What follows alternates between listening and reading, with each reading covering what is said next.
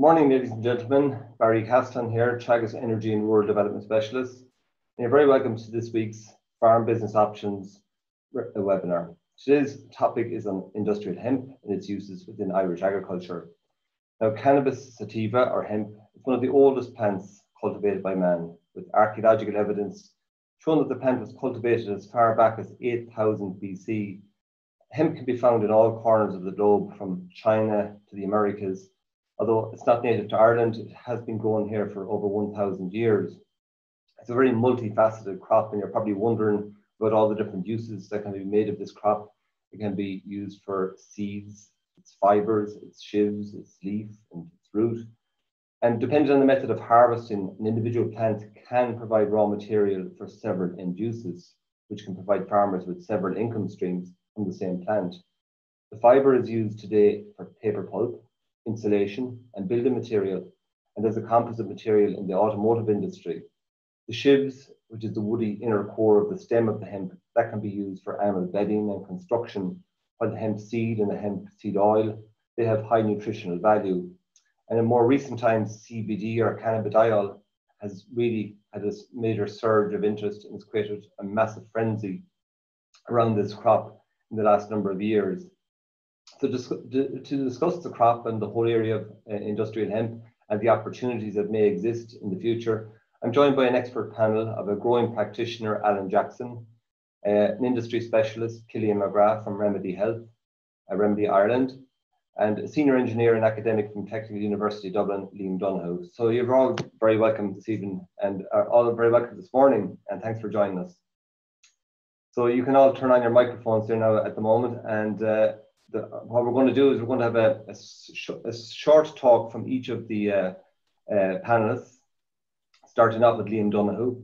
Liam is a building energy engineer with more than 17 years experience in application of building physics principles, sales, product design, business development management, modeling, design, and specification of building envelope, and certification of low energy buildings. He's worked at all levels of the industry, from fiber insulation, BER assessment, consulting, heat pump technician, and he's lecturing at the Technical University of Dublin since 2017 in the area of renewable energy. He's also doing a PhD on dynamic energy performance of low carbon insulation, hempcrete. So we start with you. If you want to share your screen with us there now,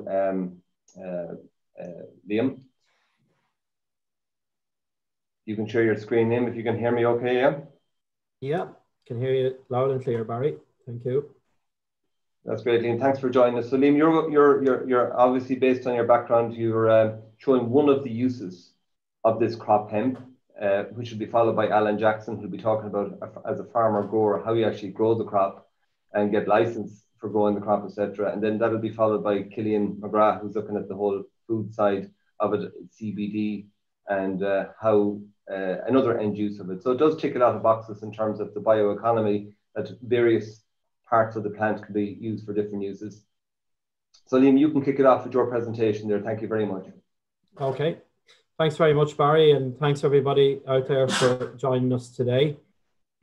So as Barry said, my name is Liam Donohue. I'm a lecturer in the Technological University in Dublin, and also a person with a good background in hemp and I suppose diversification of farm business to make alternative use of products, and particularly waste products. Today, I'm going to talk about the process to get the hemp products that can be grown in Ireland or anywhere else certified for use as building materials. So just a little bit of stuff, I suppose, about myself. First of all, if it will indulge me there.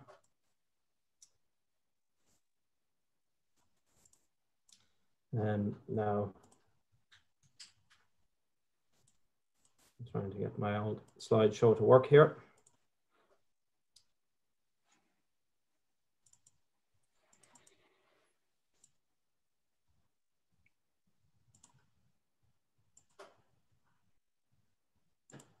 Now, I'll just close this for a second and reopen it, and I'll talk in the meantime.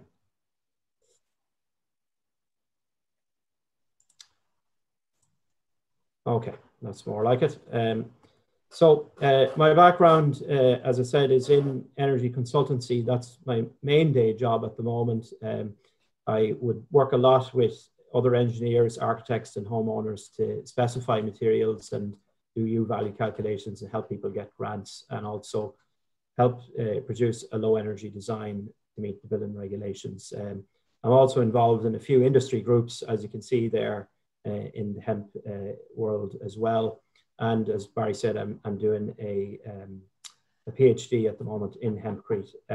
So what I'm looking at there is just a house that my father grew up in, believe it or not. And a couple of years ago, I went to have a look at it, and I saw that it was an earth-built house, and it's probably 150 years old. There's a few bits of it under the weather. It's used as an agricultural shed at the moment, but it's as dry as a bone inside 150 years later. So really what we're doing here, as Barry said, is we're talking about a material and a process which is already, if you like, vernacular and known to us. And we're updating it in the context of today's world and with modern standards of certification.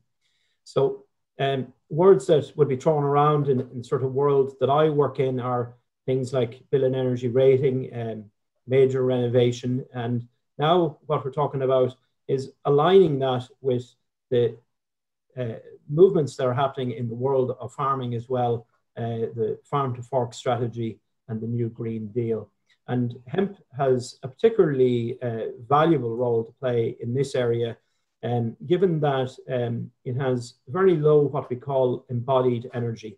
So an embodied energy just describes the amount of energy that's required to produce something and bring it to the gate. All right, and obviously, if hemp is grown in a field, it is fairly low input. There is some processing that has to be done, but it's fairly low input compared to processing of plastics.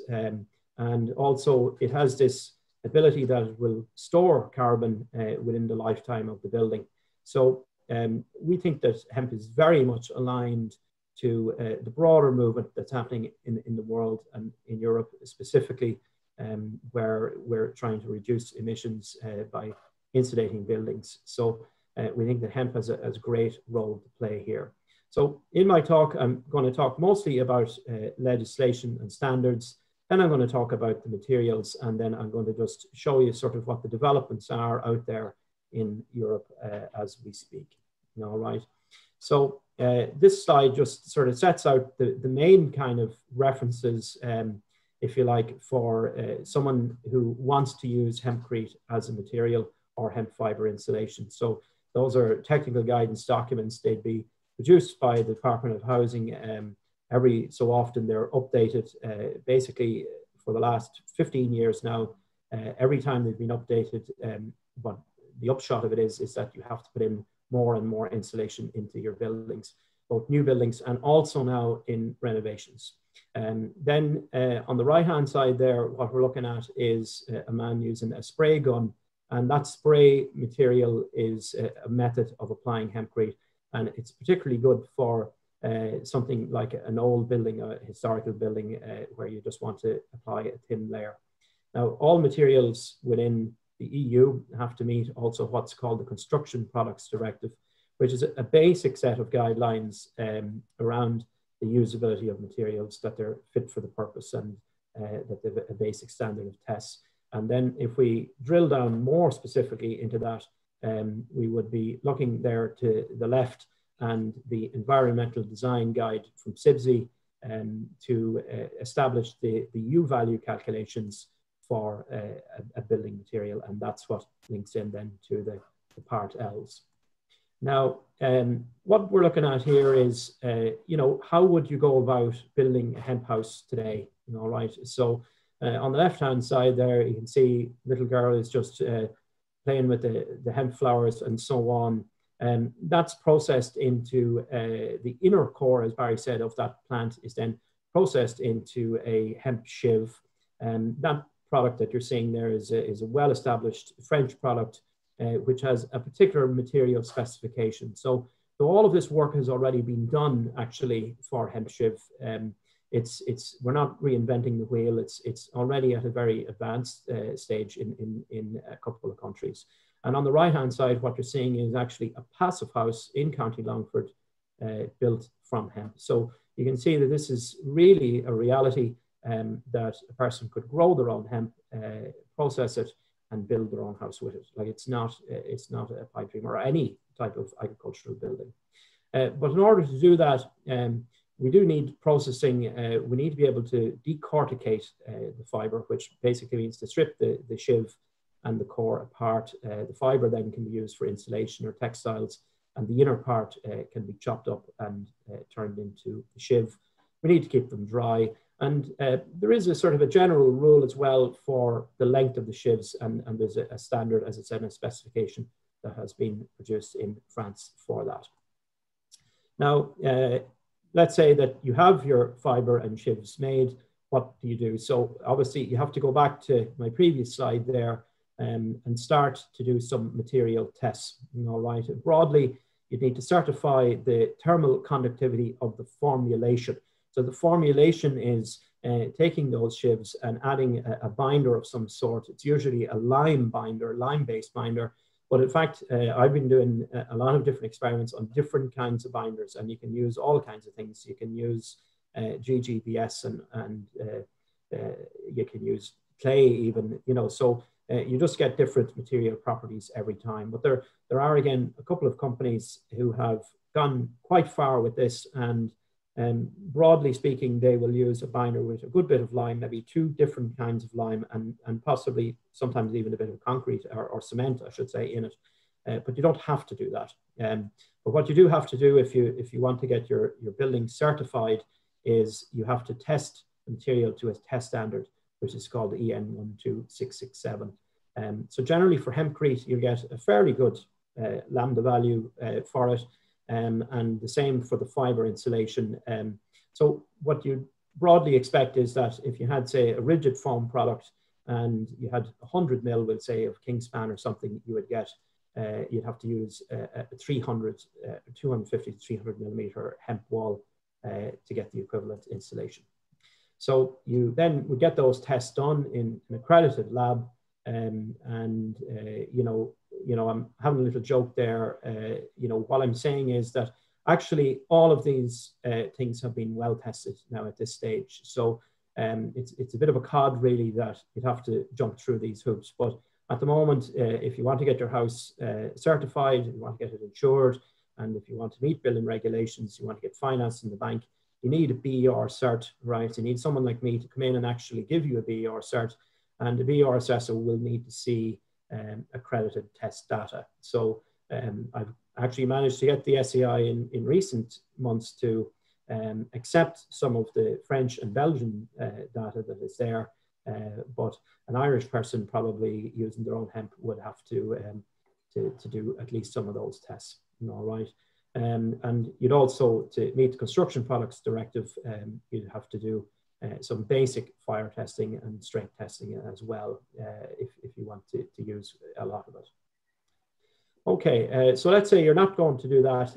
You're not going to become a hemp tycoon there, but you're going to buy materials and build your house. So, you know, again, I'm trying to establish here that there's many companies that have already gone down this road and have produced several products and systems, several different types. So there's Teagasc there who have a binder and hemp formulation. So it's a bag of hemp and a bag of lime that you put together and you mix. There's Hemp who've made blocks, structural blocks as well, and lintels now. There's a company as well in Italy there who are doing something similar to Hemp. There's a block system in France called Gatti-Chanvre, which use an infill of concrete for the structural element. And there are even modular systems, which is kind of the way that the building industry is going now, where the house arrives on the site and you make it up. And I suppose what I'm saying is that up to now, the building industry has been very much geared to producers with deep pockets and not to small companies, but that's how the vast majority of hemp products are currently built. So I need to just wrap up here. You can see this is a reality. The 7 million investment there recently for Hemp in Belgium. we need to share the information all over the world, how to standardize the materials and get it as generic as concrete. And this is what success will look like. It'll be a boring table of numbers like that a bar assessor can use. And then on the right-hand side there, it'll evolve from mostly one-off projects, which we've seen already, to a housing estate that looks like any other housing estate. So that's all I have for today. I wish to thank you very much for your attention, and I'm happy to take any questions in the chat. Thanks very much for that, Liam. And just to remind everyone there that you can put in your questions at the bottom of your screen. If you hover over the bottom of your screen, you'll see a Q&A tab, and you can put in your questions there. Already we were getting quite a few questions coming in. Just one I'm going to put you while Alan is getting set up there, Liam, is how is hempcrete accepted within our national building regulations, or are there any grey areas there? No, there's no grey area really, Barry, as such. In fact, it's very black and white. If the material formulation has been tested to meet that standard that I put up on the screen, you can use it. So what I've had to do is actually get some of the test standards that are available are in French. I had to persuade the SCAI that I didn't need to hire a translator to refer to them. But other than that, no, there's, you go on a process where you just go to a laboratory and get your material tested and produce a figure for it. So it's not really that difficult, but so is there agreement approval for it, Irish agreement approval for it? Well, nobody in Ireland has gone through the process of certifying a product for Irish agreement. However, the nature of the way the system works is that if you have that EN standard, if it's an accredited laboratory in France or Belgium, it's recognized in Ireland as well. So the Irish agreement standard is more a kind of a marketing thing that people do because they want to spend a bit of money to sell more products in the Irish market. And Liam, if it's fire retardant, so it's fire resistant, if it has those excellent U values that you mentioned there as well, why are more houses not using it? Are engineers not familiar with it? Are architects not familiar with it? Are they the issues? Yeah, I think the lack of local supply is probably the biggest issue, Barry. So as we've spoken about before, it's to get decortication done at the local level. That'll bring the price down. Most of the materials that you could use at the moment are imported, but we're growing hemp now in greater numbers in Ireland. So as soon as people see that it's readily available, they will use it. And okay, we'll come back to questions after that, Liam. Thanks very much for that. And we're going to go over to our next speaker there now, who's Alan Jackson. So Alan works as a senior chartered energy engineer with Tipperary Energy Agency for 3 days a week. He also owns and runs a 120-acre organic farm for the past 12 years. He supplies organic barley to Waterford Distillery and organic oats to Flahavans. He also supplies organic hemp seed to Linwoods, but he's also developing his own brand of dehulled hemp seed, Laka Organic Hemp. So Alan, a busy man, and I'm going to hand over to you. Thanks very much, Alan. Thanks, Barry. First thing, I suppose I'd like to stress, since I started growing hemp, I don't own a helicopter or an island. I suppose when I started researching this first and looking at it in terms of growing it for CBD, you thought maybe you want to get rich quickly, but this is not the situation here now with hemp. So the first year I grew it, I tried to grow it for the flower. It didn't really work out for me, and I go through why it didn't. And I've now been growing it for seed, and it is like any product with farming, you want to try and add value to it to actually to get a profit from it. Okay, so sorry now. Okay, so as Barry said, I converted over to organic farming in 2009, and I produce organic barley for Waterford Distillery, oats for Flahavans, and beef for Good Herdsman. And now I'm looking at hemp parts, and that's dehulled hemp from the hemp seed. So just a couple of steps, I suppose, with anyone growing hemp. The first thing you need is a market. If you grow it and you don't have a market, you really get nothing. And the HPRA, to even grow this, you need a license from the HPRA. And part of that, you do need a letter saying what your end use is going to be. Now, again, that is a letter from maybe somebody who says that they may take it from you, but it's not a contract. So you'd like to have a contract in place before you start growing it, or at least have a good idea of an outlet for it. So then we look at soil preparation, sowing, harvesting, drying, cleaning, and there's also other steps like bagging, labeling, depending on where it's going to end up. So there is a lot of work with it. So this is a picture of my hemp here. This is actually 2 years ago, and you can see kind of the taller plants are the male plants, and they will pollinate the female plants. And they're the taller ones, kind of yellower there. That's the pollen will come out of those pods and fertilize the females.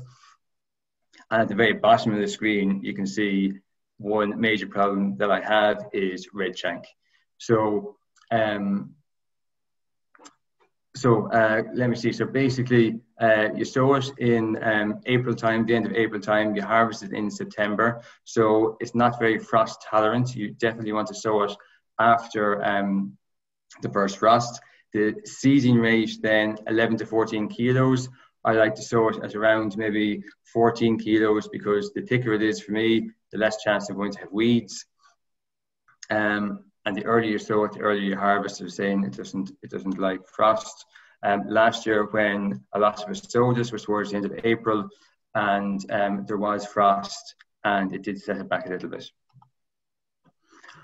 Okay, the varieties. There's different varieties of hemp to grow. Like as Liam was talking there about, some was used for construction. They're really tall fiber varieties that grow 10, 12 feet high. So the variety that I'm growing for the seed is called Finola. Now, any seeds that, or any hemp that you grow last year had to be under 0.2% THC, and that's the narcotic component of the hemp seed. So that's been increased to 0.3% for this year. So it needs, once you sow it, you have to watch the weather forecast. You do need a lot of rain, especially for the first couple of weeks after sowing it. If you don't get rain after sowing it, your crop will definitely be reduced, and it'll definitely struggle. So this year, at the end of April, there was some wet weather forecast. A lot of us sowed it. It was dry then for the next 3 or 4 weeks, and the crop really struggled to get off the ground. And the nutrient requirements, I suppose, depends what you're taking from the field. Teagasc figures there of 80 to 120 kilos of nitrogen. Hemp, I suppose, will grow fairly well, but people say it doesn't need that much nutrients, but the crop does grow vigorously. It does need nitrogen. It will scavenge the ground for nutrients. So although you may not need to put a lot of nutrients on it, it will take whatever nutrients are there from your crop and leave it depleted for the next one.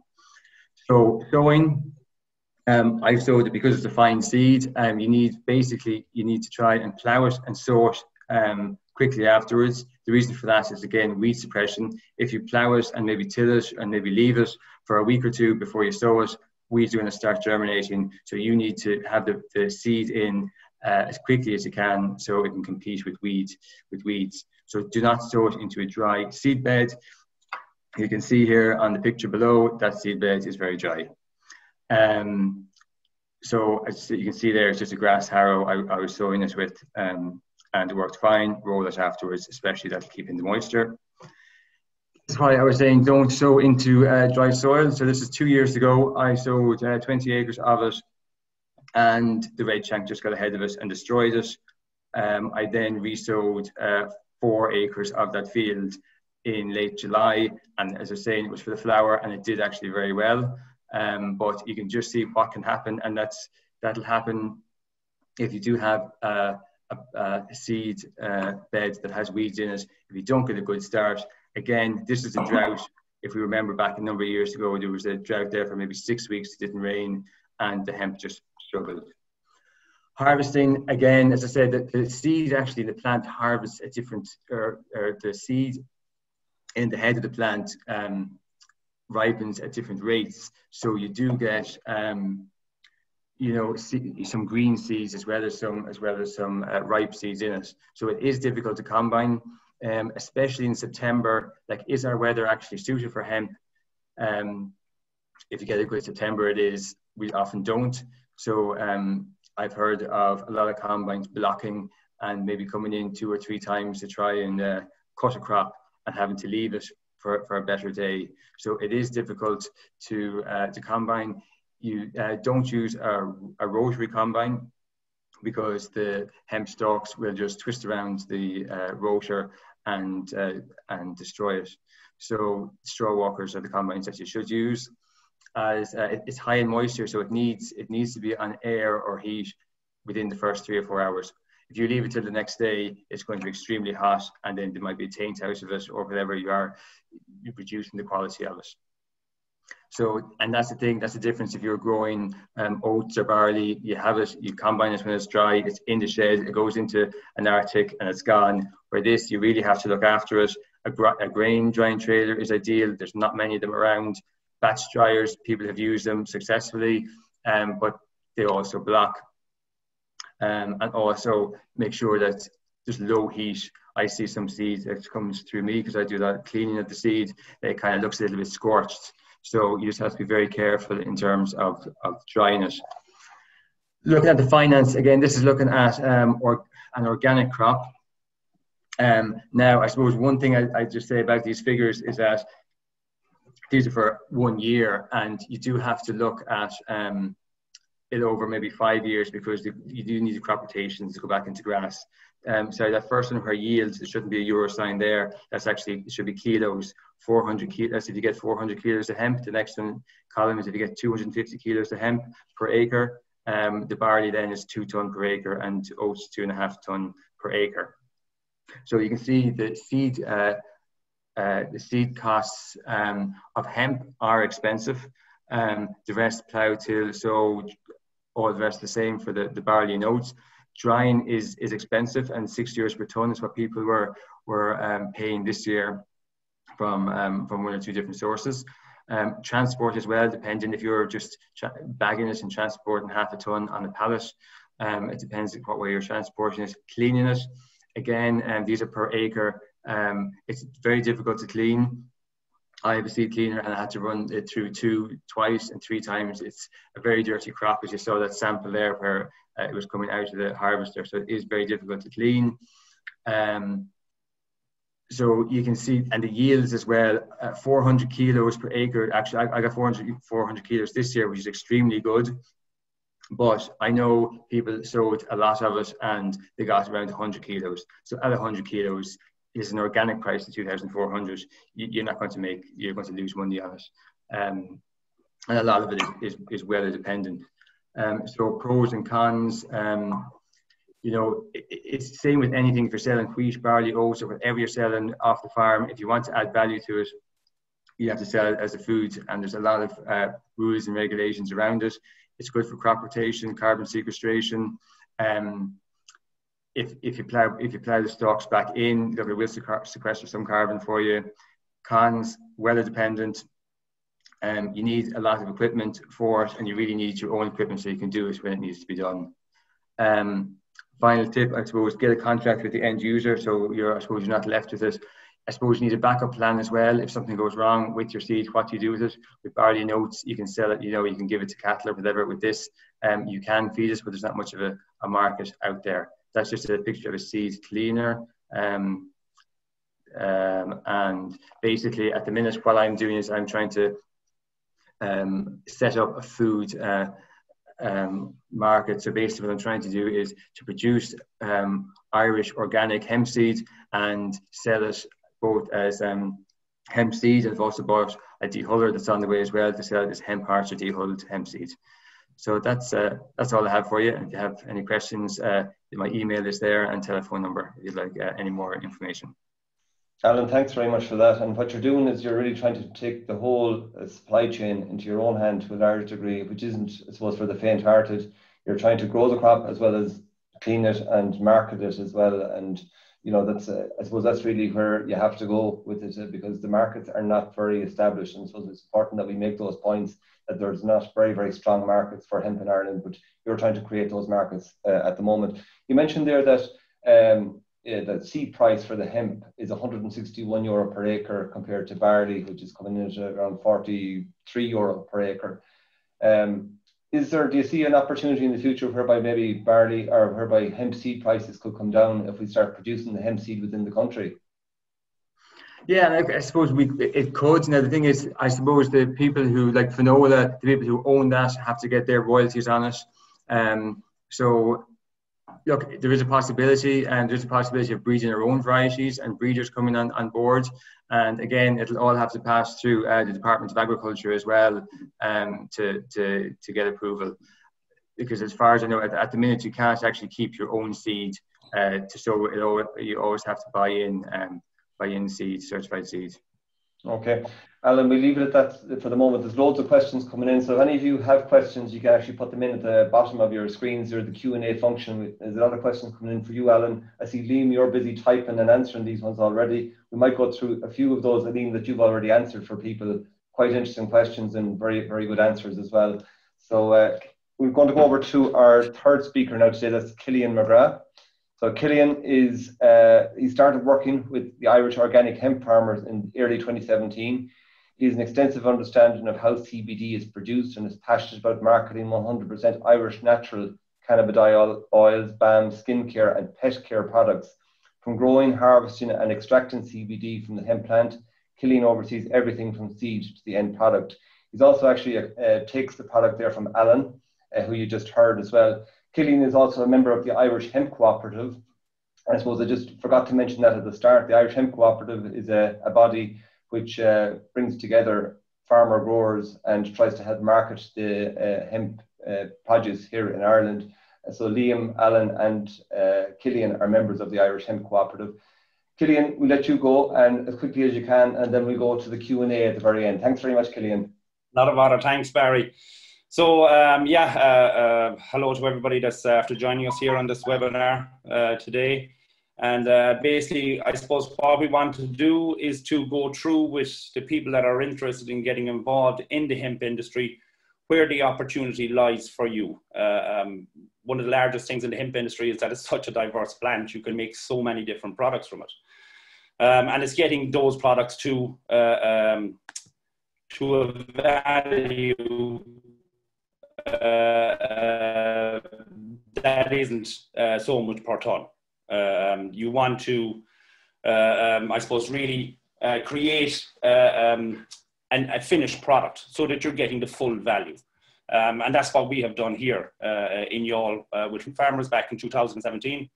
And we've done an awful lot of research and development on hemp oil, the sediment. What can we do with the sediment? What can we do with the cake, which should be our waste? Now we create products from every part of the seed that we mill here in this plant. We don't have any waste whatsoever. Our aim originally was always to provide the Irish consumer with the highest quality CBD oils, planted, grown, harvest processed and packaged here in Ireland. So it's a pure Irish product, grown by Irish farmers, processed by Irish processors, and the finished product completed here by Irish manufacturing companies.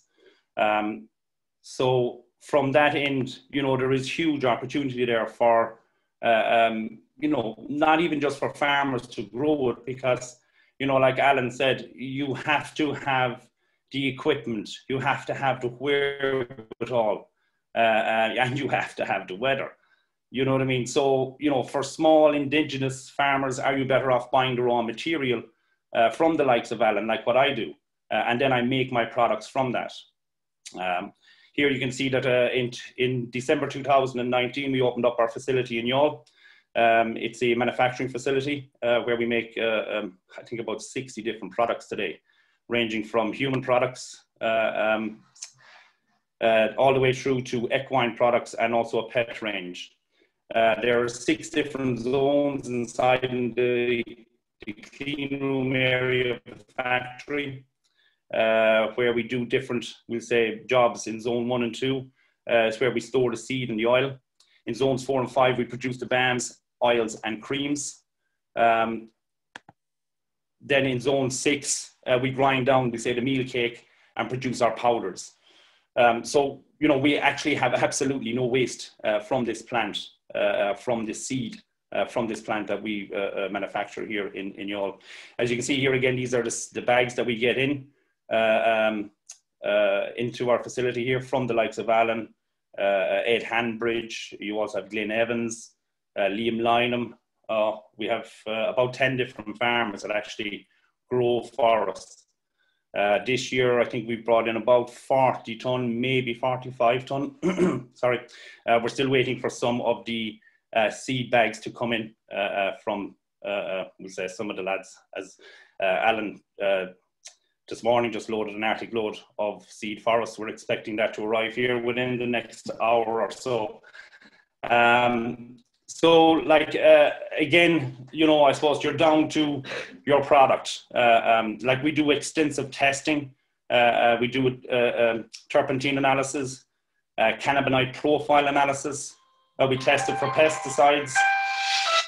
We test it for heavy metals. We test for trace minerals, microbiological analysis. You know, so we know what we have in the products that we are producing, that we are pushing out into the wider community. And again, it's very important that you know what's in your product, okay? When the results come back from the seed, we begin the milling process. The seed enters the milling machine. The press heads removes the oil and the sediment. The meal cake then comes out in the form of a nut, which we further break down then, and we turn that into our powders. Again, what we're doing here is we are making use of every piece of the plant, okay? Our main goal here was to produce the highest quality product and drive down the prices of CBD on the Irish market. One of the biggest problems we had was, you know, there was a lot of fraudulent product on the market. People claiming that there was X amount of milligrams inside it, and there wasn't. You know, it was just a nice fancy label. So, you know, the whole idea of what we're trying to do is to try and create a market. And to create a market, people have to trust your product. So you have to make a very high quality product. And that's what we do here in Youghal. So our powder range ranges in strength from 9,000 milligrams all the way up to 30,000 milligrams, and comes in an array of flavors: natural, mac and cacao, spirulina, wheatgrass, turmeric, and black pepper. And again, these are just different, it's the same powder, just different blends. Again, creating a whole new range of products. We do massage oils, different ranges, again, different flavors. We do pet products. Again, different strengths. We do a range called paws, little paws, again for small pets, big paws for bigger pets, and working paws for, we'll say, working dogs. Again, all different strengths and size and bottle sizes. Now, one of our most exciting products that we have here is the equine industry. So we have created a powder again from the nut for the equine industry, and we are getting fabulous results on that from the people that are using it in the equine industry at the moment. Okay, again here you see we have different products. You have recovery aid, calm aid, you have joint aid, you have quick fix, and you have rider aid. Again, it's not just for the horses, it's for humans as well. So I suppose here again, we do white labeling. This is a range of products that we make for CBD Phenomenal, which are a private label. Then we also do a lot of R&D here in the facility at the moment. We're working on face creams with CBD inside in them. And then we have, I suppose our view for the future is to actually build a larger facility than we have here and create a wider range of products again for the export market. And I suppose that gives you a good rundown on what we're about and what we're trying to do here. Back to you there again, Barry. Thanks very much, Killian. That was a great overview, and you're describing something that's essentially an outlet or a market for Irish CBD products. Can you just maybe give us we have a lot of questions that are coming in, and I don't know if we'll be able to get to them all. I see Liam is answering quite a few of them. Alan is answering some of them there as well. But maybe just, Killian, just to ask you, you obviously have to extract CBD. Are you allowed to extract it from the flower head, or are you extracting it from the seed itself? And can you just describe maybe the process, how you extract CBD and what's left over? Well, I suppose here in the facility in Youghal, we just work with the seed. We don't work with the bud. You know what I mean? Okay. For us, that's a lot cleaner. There is a little bit of controversy between, you know, using the bud and using the seed. So we just stick to using the seed. We brought in a milling machine from Germany that has double press heads. You know, so we extract our oil through that. It's a slow enough process. You know, you're looking at 24 hours of milling to process a ton. You know what I mean? So we're going to have to get in another 2 or 3 of those machines this year so we can process it at a faster rate. If I could just ask Liam and Alan to put on their cameras there again, please, and we'll go back to the questions. A lot of questions coming in there. Are there extraction rules around CBD there, Killian? There is, yes. There are certain methods that they're after banning. There is CO2 extraction is quite frowned on. Ethanol extraction is heavily frowned on because now you're adding in chemicals into this perfect plant that's so natural and organic. So like from our side, we find that the cold pressing kind of fits the bill with everything that, you know, the criteria and the quality of product that we can get from it by cold pressing. Okay. Guys, I'm going to go through as many of these questions as we can as possible. And they relate to all the panelists here because we only have 20 minutes to get through them. So the first one here, I think is mainly, well, maybe Alan as well. Are there decorticators or processors for those who grow hemp for fibre here in Ireland? Liam, I suppose that goes back to what you were talking about there. It's the use of, you know, the shivs, the herds. So you're essentially using the fibres. So you obviously have to maybe just describe that process of decortification because that mightn't make sense to everybody. So you have your hemp straw that's left over maybe after the combine. So you extract the seed, you have the straw left over, and you have to utilize that straw, but it has to be retted for a while to allow the fibres to separate. And then it goes through a decortification process. Can you describe that? Is that process available in Ireland? Yeah, no problem, Barry. So, I always say to people, like, that process is a bit like winning hay. So you need to kind of know how to do it, to do it successfully if you do it in the field. So at the moment, there are a couple of people that have small scale decorticators. There are, and they do a few jobs for people in the locality. There's a man in Galway who has one, and Niall O'Neill has some kind of a system as well down in Kilkenny there. I know that farmers who supply Celtic Wind up in Dundalk and that area, they have some sort of a contract with Yorkshire, who actually use the fibre to make mattress covers or comforters or something like that. So there are a few people doing it, and there are a few people processing it. But it does need a bit of an investment to do it at scale. And the question is, what's the right type of investment? So, for example, the company I showed you there, Gatti Chanvre in France, that's like a sort of a co-op. There are, you know, about 20,000 hectares there being grown within a 50-mile radius of that plant.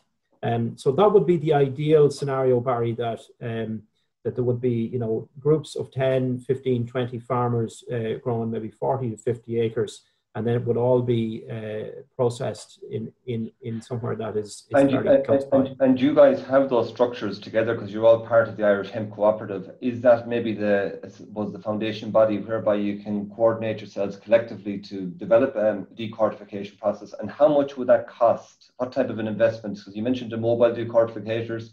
Yeah. So then you have the permanent fixed structures that, as you mentioned in France. What's the difference in price?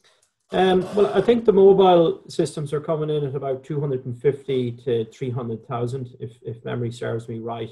And then you could go up to a couple of million for a more sophisticated system like the La Roche system, which then you would produce several products from. All right. So it depends kind of how many end users you want out of it, Barry.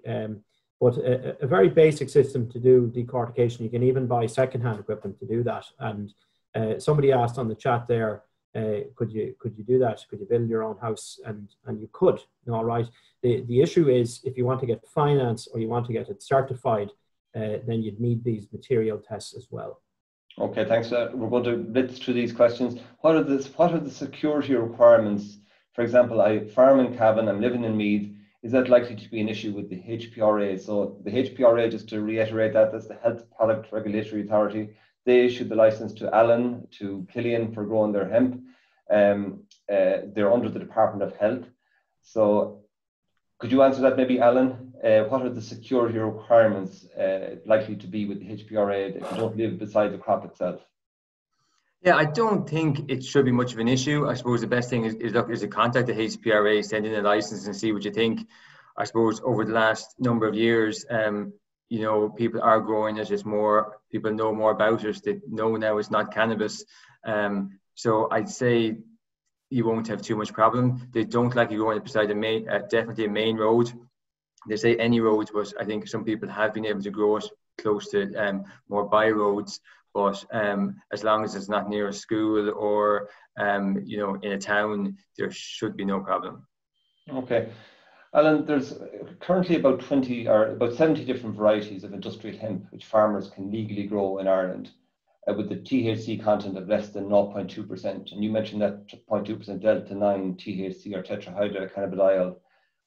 But since the 31st of October 2020, the European Parliament has voted in favour of increasing the authorised THC level for industrial hemp on the field from 0.2% to 0.3%. Does this mean that there'll be more varieties available, or is that already available in Ireland at the moment? Yes, it means that there will be more varieties available.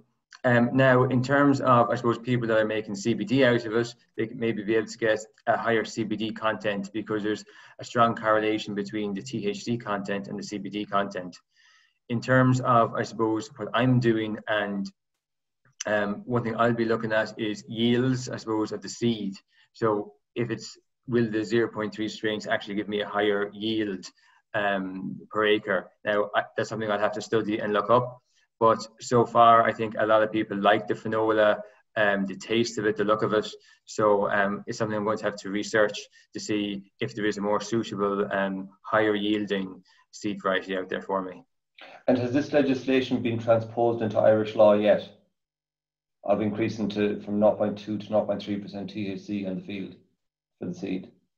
I don't actually know that. You'd have to talk, maybe Liam or one of the other guys might know. No, Barry. As far as I understand, it's not been introduced in Irish law. There's the issue is, of course, when the product is being transported at the moment. The hemp cooperatives actually now launching a lobbying campaign to change the law in that respect. So, you know, obviously we'll appreciate the support of anybody out there to talk to the local politicians. So I suppose the main message here is there are about 70 varieties that you can grow. Alan has identified finola as being a suitable variety, so you can legally grow it and you can get your hemp license as you can all over Europe. But you are restricted to varieties with less than 0.2% THC in Ireland at the moment. And there's a possibility that this could change. Sorry, Killian, you want to come in there, yeah? Just even outside of that, Barry, we've done an awful lot of testing on the different varieties. Finola, Fanila, Fedora. We have new variety now, again, just a small bag of it again for testing. But during our testing, what we actually found out was that the Finola seed has higher qualities attributed to it after when we process it afterwards. We have higher vitamin values. We have higher omega values. The terpenes are a lot higher. You know, you have a higher CBD count. So for us as a processor, the finola seed is the better of the lot at the moment of what we have worked with so far. Okay. Hinola, yes, we have a bit of hinola now this year. We grew a little bit of it. So we'll do some testing on that. And again, we know we'll be more knowledgeable for next year to see, is there a better quality oil coming on the market, or a better quality seed that will give us a better quality oil, which then in turn will give us a better quality finished product. There's a question there. Thanks, Killian. There was a question there, Alan, on the price of hemp hearts. Yeah, I'm looking into that at the minute, and I saw that, and I'll give him a text afterwards. And if anyone else wants to know, they can send me on an email there, and I'll get back to them. Okay, so that's hemp hearts. Tell us what hemp hearts are, will you? So basically what it is, you're just dehulling. So when you see the hemp seed and you saw a few photographs of it there, you're basically just taking off the outer shell, and inside then is a white seed that's kind of a nutty flavor, and that's very high in protein and very high in the different omegas as well. So it's very, very healthy. A lot of vegans like it as well because, again, they have problems trying to take in a lot of protein, and this is one of the solutions. Something you sprinkle on your cereals in the morning, is it? Exactly, on your porridge. Okay. Question for Liam. Liam, if you're using in self-building, is that a legitimate use for the license? For your yeah. I mean, as far as I know now, Alan can clarify this, but as part of the license application, you have to put down what you're using, who you're going to give the product to, if you make a product from it, and if you're using it for building for your own purpose, that's a legitimate use. You probably just put it down as research or something like that, research and development. But yeah, that shouldn't be an issue at all. Question there. Other than the high protein content, what else is it good for? Based on the hard graft that's involved in getting there. Question from Eileen O'Driscoll there. Maybe that's for Alan, or from maybe any of you can answer that.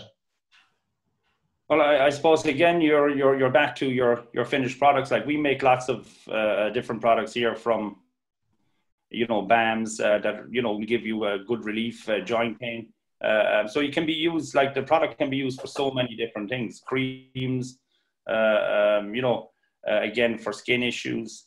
There are so many different uses for this versatile product. Yeah, and of course, everything that Liam was talking about there, from the use of the shivs and the herds in the building and construction industry as well. Absolutely. Another question: did you find it difficult to find a contract with an end user? So, Alan, I suppose that maybe that goes in terms of your situation. You're applying for a license. You have to demonstrate to the HPRA that what your end user is going to be and where it's going to be. Did you find it difficult to get any contracts there? Well, look, I suppose I was able to get a letter from, I think it was from Linwood's last year, to say that they take it. So the whole thing that people have to be very careful of is it is quite easy to get a letter from somebody that say that they'll take it, but that's not a contract. Some people you might get a letter from just so they say, right, you can grow it now. But at the end of the day, you have to make sure that you have your market sorted before you grow it. Because if you don't, and it comes, if you harvest it and you've got nowhere to go with your product, if it's the leaf or the flower or the seed or whatever it is, then you're in trouble.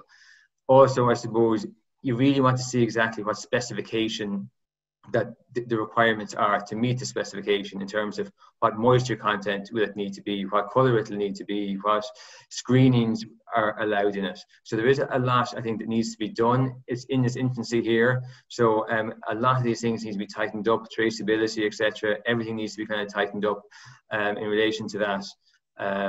So yeah, but look, it's trying to get it's easy enough to get someone to give you a letter to say that they'll take it, but it's another thing actually getting a contract with a price on it. Okay, Alan, thanks for that. Question for you: has any one of you received state funding to help develop the process of hemp cultivation or processing? No. Yes. Sorry, go on, Liam. Yeah, I was going to probably say the same thing. Yeah, members of the Hemp Cooperative have applied and successfully got funding for various aspects, Barry. Okay, and where would that funding come from? Is it Department of Trade and Enterprise or Department of Leader funding, or where is it coming from?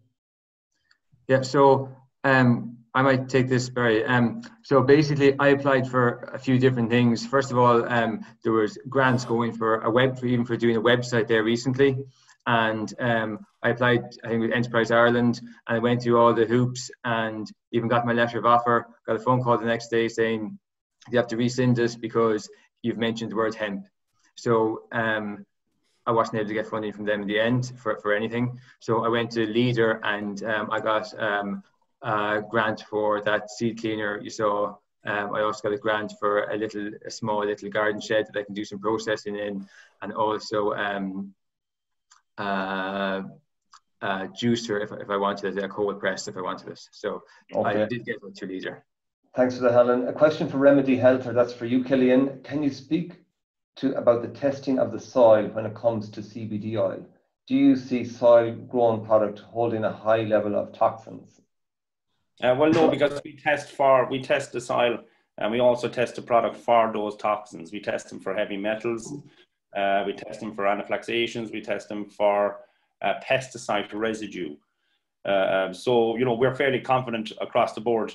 It's more so what I suppose the plant will take out of the field that you need to prepare for next year. But by leaving the root back in the soil, like the root is full of goodness as well, well, then you're leaving it back in the field as well. Yeah, and I know two of your suppliers there, Alan and Ed Hanbridge, who you mentioned earlier on, they are organic growers, and is it only organic material you take, or do you take it from conventional sources as well? Mainly organic. Yeah, we do a lot of stuff for the equine industry as well. We can use conventional and that, but for the human side, it's all organic.